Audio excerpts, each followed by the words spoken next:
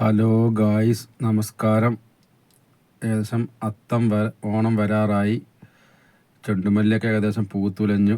ഏകദേശം ഇനിയും പൂക്കാനുണ്ട്. ഏകദേശം ഓരോരോ ചെണ്ടുമല്ലിയിലും 20ഓളം മുട്ടുണ്ട്.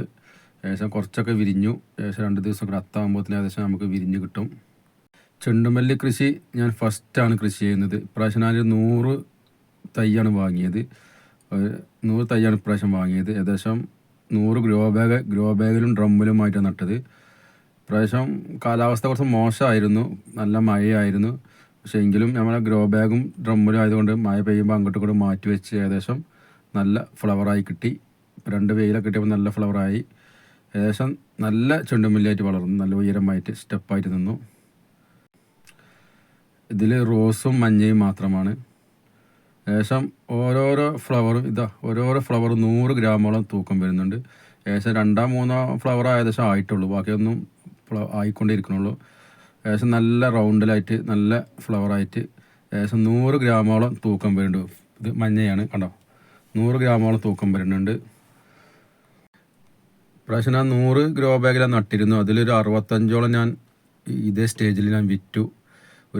ഒരു ഗ്രോ ബാഗിൽ 100 രൂപയായിട്ട് ഞാൻ വിറ്റു കഴിഞ്ഞ ആഴ്ച. ബാക്കിയില്ല എന്നൊരു 35 ഇപ്പോൾ ഇവിടെ ഉള്ളത്. ഇതൊക്കെ കണ്ടോ, നല്ല വട്ടത്തിലായിരിക്കുന്നത്. ചെണ്ടുമല്ലി കൃഷി നല്ലൊരു കൃഷിയാണ്. നമ്മൾ ഇപ്രാവശ്യം സാമ്പിൾ നോക്കിയാൽ കഴിഞ്ഞാൽ അടുത്ത പ്രാവശ്യം നമുക്ക് കുറച്ച് കൂടുതൽ തോട്ടം പോലെ ചെയ്യണമെന്ന് ആഗ്രഹമുണ്ട്. നമ്മൾ ഏത് കൃഷി ചെയ്യുമ്പോഴും അതിൻ്റെതായ പരിപാലനം നടത്തി കഴിഞ്ഞാൽ വിജയം ഉറപ്പാണ്. എനിക്ക് ഇപ്രാവശ്യം ചെണ്ടുമല്ലി 100 നട്ട് നല്ല വിജയമാണ്. ഞാൻ ഒരു 5000 രൂപേൻ്റെ ചെണ്ടുമല്ലി തൈ തന്നെ ഗ്രോ ബാഗാണ് വിറ്റു. ബാക്കി 35ഓളം എനിക്ക് ഇവിടെ ഉണ്ടാവണം. ഏകദേശം നല്ല കുഴപ്പമില്ലാത്തൊരു ഇത് നടന്നു. വലിയൊരു പരിപാലനം കാര്യങ്ങളൊന്നും വേണ്ട, കാരണം വലിയ വളവും കാര്യങ്ങളൊന്നും കൊടുത്തിട്ടൊന്നുമില്ല.